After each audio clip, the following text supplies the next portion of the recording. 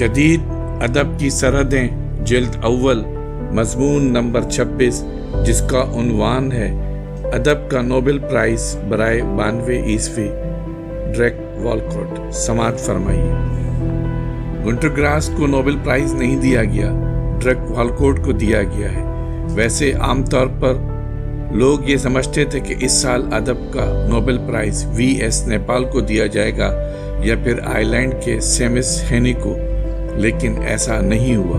Walcott ही इस prize के मुस्तहिक ठहराए गए। वैसे इनामात के सिलसिले में स्वीडिश एकेडमी पर हमेशा इलाकायत, असबियत और सियासी मसलहतबाजी के इल्ज़ामात लगाए गए हैं। दुनिया के बाज़ बड़े बड़े मुसन्निफ ऐसे गुजरे हैं जिनमें टॉल्स्टॉय भी शामिल है, जिनको नोबेल प्राइज नहीं दिया गया। लेकिन वॉलकॉट के नोबेल प्राइज पर नाक भवें नहीं चढ़ाई गईं, इसलिए कि दुनिया में अक्सर लोग उन्हें दुनिया का सबसे बड़ा शायर समझते हैं। और जोसेफ ब्राडस्की, जो खुद एक नोबेल प्राइज विनर हैं, उनका यह ख्याल है कि दरअसल अंग्रेज़ी ज़बान में वॉलकॉट की शायरी जिंदा हालत में मिलती है। वैसे स्वीडिश एकेडमी ने भी उन्हें नोबेल प्राइज देते हुए वेस्ट इंडीज़ की एक जिंदा आवाज़ करार दिया है। ड्रेक वॉलकॉट वेस्ट इंडीज़ के एक जजीरे में पैदा हुए थे जिसका नाम सेंट लूसिया था। उनका घराना अफ्रीका, हॉलैंड और बरतानिया से ताल्लुक़ रखता था। इस तरह इनका ताल्लुक़ दो मुख्तलिफ कल्चर से था, यानी एक क्रीसिया के कल्चर से, दूसरे बरतानिया के कल्चर से, और उनके कदम इन दोनों कल्चर्स में जमे हुए थे। इसकी पहली नज़म ruins of a great house 9 आबादियों में जो मजालिम हो रहे थे इन पर गौर व फिक्र का पहलू भी रखती है और मजालिम सहने वाले हीरोज़ की मदाही से इंस्पायर्ड मालूम होती है।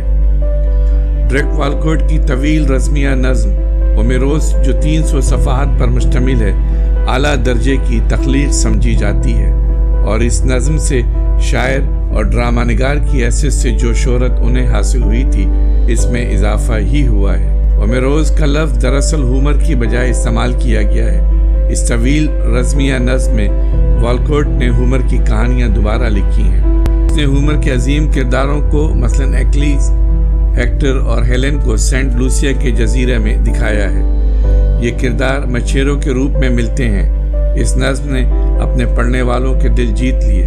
दरअसल वॉलकॉट ने ये एक मंजूम नावल लिखा है और मंजूम नावल लिखने में कामयाब भी हुआ है, और ये बात तख्लीकी दुनिया के सिलसिले में कोई मामूली बात नहीं है।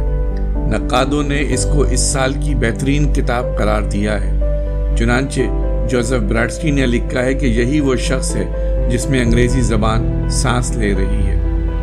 वॉलकॉट की शायरी पर एक किताब the art of Drake Walcott शाया हो गई है। इस किताब में ड्रेक वॉलकॉट की शायरी और उनकी शख्सियत का जायज़ा लिया गया है। अपनी तवील नज़्म के लिए होमेरोस का उन्वान उसने हुमर से लिया है। दरअसल ये सिंह पर की जाने वाली मुनाजात या प्रार्थना है। हिंदुओं के यहाँ ओम इसी प्रार्थना की अलामत है। मर यूनानी देवमाला में माँ और समंदर की अलामत है, और सफ़ेद झाग जो समंदर की सनसनाहट रखने वाले हल्का या गिरेबान से टकराता है। बहरहाल वॉलकॉट की वो मिसरे जिनसे बज़ाहिर झटका सा लगता है और जिन्हें समझने में खासी दिक्कत पेश आती है, वही मिसरे हैं जो गाढ़े और यख बस्ता लगते थे, सयाल और रवा मालूम होने लगते हैं। बाज़ औक़ात तो ये लगता है जैसे वो लफ्ज़ों से खेल रहा है। उसकी शायरी में घूंगे हड्डियाँ और साहिल समंदर की चट्टानों से मौजों के टकराने का जिक्र बार बार मिलता है।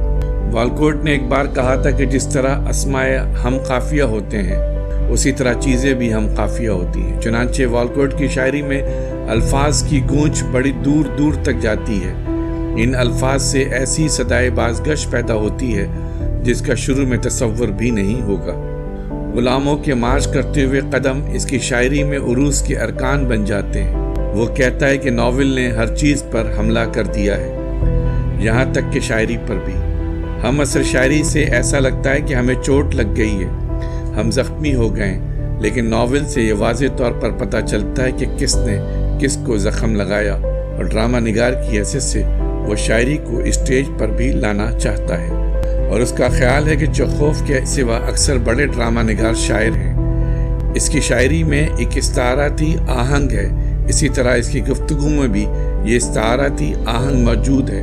وہ کہتا ہے کہ میں اپنی طویل نظم اور میروز کے سلسلے میں بھی چاہتا تھا کہ میرے مصرے ایسے ہوں کہ یہ لگے کہ ان میں شبنم کی خنکی موجود ہے، ان میں ایک اوس کی کیفیت ہونی چاہیے، یعنی یہ مصرے ایسے ہوں کہ یہ محسوس ہو کہ شبنم بہت ہے یہاں، چلیے بہت نہ صحیح ہلکی سی شبنم ضروری ہے۔ اسی طرح کی ایک کیفیت نے فراق صاحب کو بھی مجبور کیا تھا کہ انہوں نے اپنے شعری مجموعے کا نام شبنمستان رکھا۔ والکوٹ کہتا ہے کہ مجھے چوسر کے مصرے اب بھی نم محسوس ہوتے ہیں، یہ مصرے بہار کی شاخوں کی طرح تازہ لگتے ہیں۔ والکوٹ کی شعری دنیا میں داخل ہو کر قاری یہ محسوس کرتا ہے جیسے اس کے پاؤں اوس سے نم ہوتے جا رہے ہیں۔ ابھی والکوٹ ایک ہی برس کا تھا کہ اس کے والد کا انتقال ہو گیا۔ والکوٹ جس گھر میں رہتا تھا اس میں اس کا جڑواں بھائی، بڑی بہن اور بہت ساری کتابیں تھیں۔ بچپن ہی میں اسے ادب سے لگاؤ پیدا ہو گیا تھا، اس کے باوجود برطانوی کلچر میں وہ اپنے آپ کو اجنبی محسوس کرتا تھا، جیسے حکمرانوں کے درمیان رعیت کا ایک فرد۔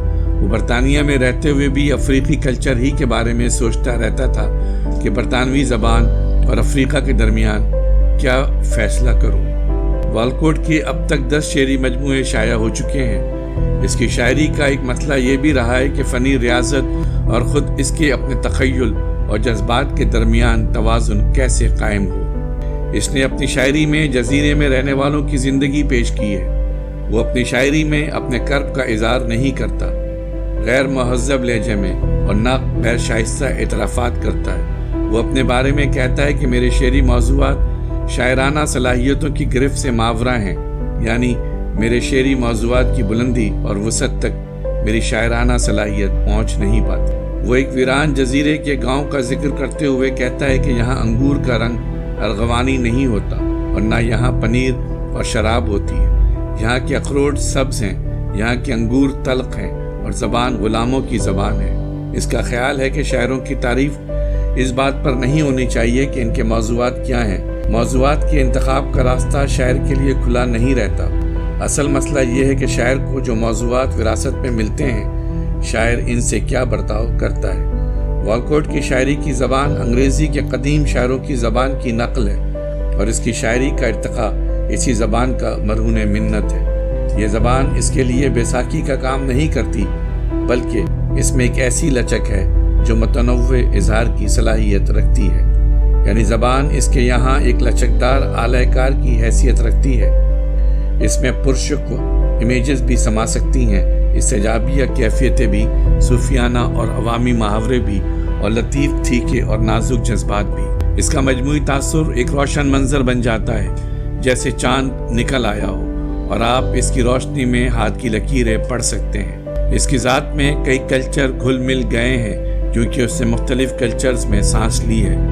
وہ کہتا ہے مجھے سمندروں سے پیار ہے، میرے اندر ایک ڈچ بھی ہے اور ایک انگریز بھی، یا تو میں کچھ نہیں ہوں یا میں ایک پوری قوم ہوں۔